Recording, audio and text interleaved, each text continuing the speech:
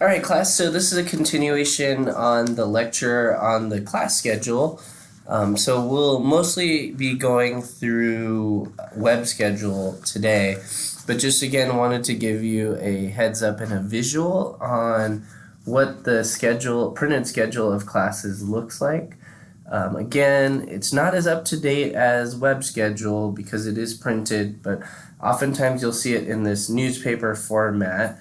At Skyline and Kenyatta, it's more like a glossy format, which you can kind of open like a book. CSM's is more one that you open like a newspaper. So you can see, if you fold it open, you can see information on an alum in this case. So usually there's a story, there's information on the EOPS anniversary.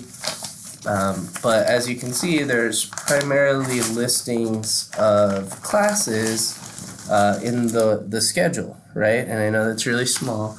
But again, the keys are it will list the class, the number of units, degree applicability, transferability, the dates and times that the class meets, the instructor, the number of units.